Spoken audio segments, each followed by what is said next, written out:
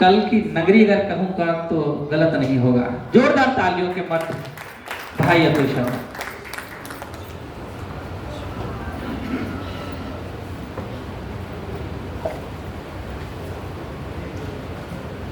माँ शारदे के चरणों में प्रणाम करता हूँ।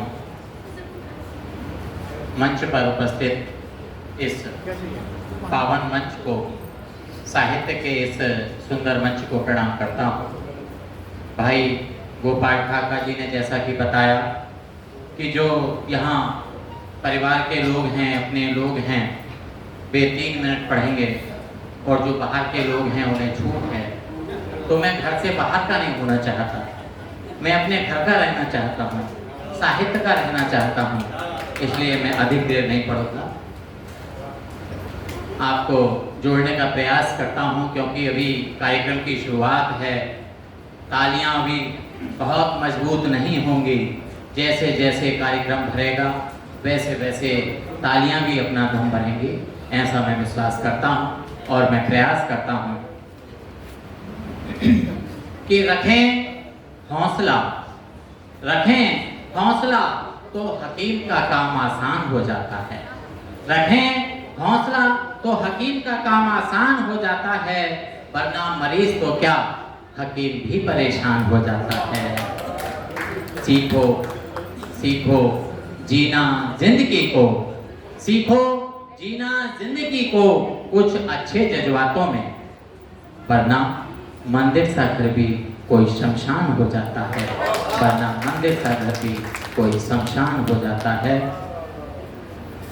बहुत बहुत धन्यवाद जिसने भी क्रम से तालियां बजाई, एक को देखकर दूसरे ने तालियां बजाई, इसके लिए भी बहुत बहुत धन्यवाद मैं क्रम से देना चाहता हूं।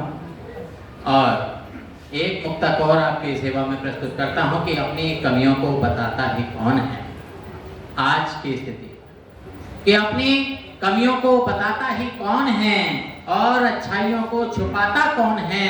बस बदलने तौर तरीके हम अपने, बस बदलने तौर तरीके हम अपने, तो पत्थर पर लिखे को फिर मिटाता कौन है, पत्थर पर लिखे को फिर मिटाता कौन है। चलिए तालियों ने तो दम भरा कम से कम। बहुत बहुत धन्यवाद। और एक मुक्तक देता हूँ कि दुनिया में कुछ ही बचे हैं, दुनिया में कुछ ही बचे हैं जो गिरते हुओं को संभालते हैं।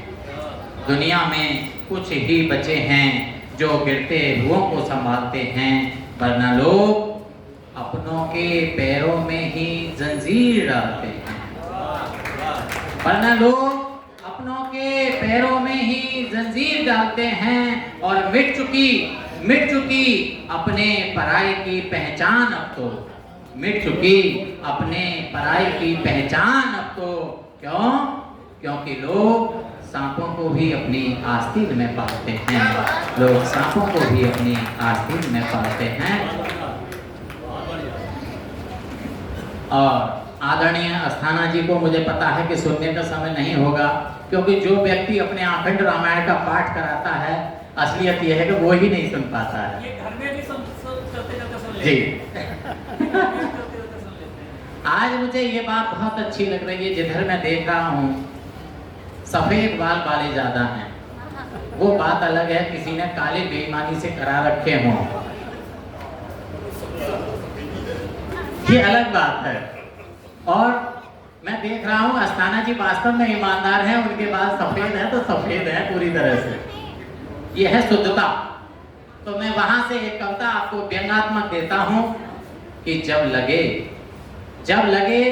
कि काले बालों में सफेद आने लगे हैं, जब लगे कि काले बालों में सफेद आने लगे हैं, तभी समझो कि अच्छे दिन जाने लगे, तभी समझो कि अच्छे दिन जाने लगे हैं।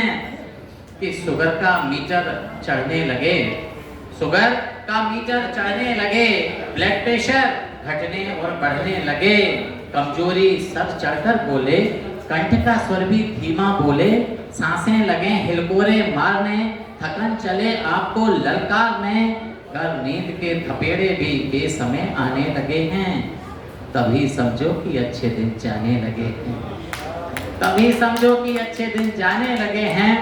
और आगे माना, माना ये समाज आपका मान करेगा, होगा सपूत तो सम्मान भी करेगा, मगर लोग हर खिड़की से झांकेंगे, परेशान करने की राह ताकेंगे, तब आपका योग ही उस समय काम आएगा, थकान भरी शाम को सुखद बनाएगा। डर रोग रूपी राक्षस भी आपको दबाने लगे हैं, तभी समझो कि अच्छे दिन जाने लगे हैं, तभी समझो कि अच्छे दिन जाने लगे हैं। और पहचान बता रहा हूं मैं ये व्यंग्यात्मक। हालांकि महिलाएं कभी अपने को मानने को तैयार नहीं होती हैं कि वो 40 की हो गई हैं। लड़ाई इसी बात की है पूनम जी। और आगे कहता हूं कि आपके कान जब बेजान हो जाएं, आपके कान जब बेजान हो जाएं और घुटने खुद में ही परेशान हो जाएं, औलाद घर आंगन बांटने लगे और सुपाच्य भोजन भी आपको काटने लगे, सुपाच्य भोजन भी जब आपको काटने लगे, औलाद घर आंगन बांटने लगे, और सुख चैन जब कुछ कम हो जाए, आपका आवेश बिल्कुल बेदम हो जाए, दुख के बादल गड़गड़ाने लगे हैं, तभी समझो कि अच्छे दिन जाने लगे हैं, तभी समझो कि अच्छे दिन जाने लगे हैं।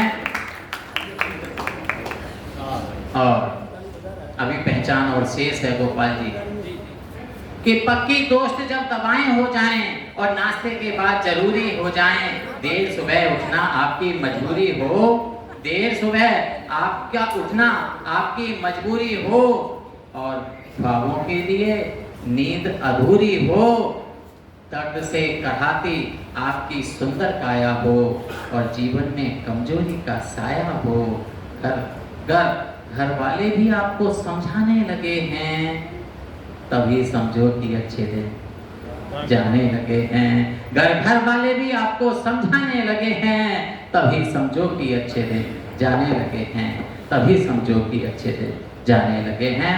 और एक मुक्तक से अपनी बात को मैं यहाँ समाप्त करता हूँ, और इस संस्था के लिए मैं एक मुक्तक पढ़ना चाहता हूँ आदरणीय अस्थाना जी, कि दिल जले दुनिया में बहुत, दिल जले दुनिया में बहुत, अब दीप जलने चाहिए, सुगंधित हो पूरी धरा, कुछ पुष्प खिलने चाहिए, द्वेष की दुर्गंध और ईर्ष्या की आग से इस बीमार मानवता के अवढंग बदलने चाहिए, इस बीमार मानवता के अवढंग बदलने चाहिए। बहुत बहुत धन्यवाद। क्या बात है, बहुत बहुत आभार।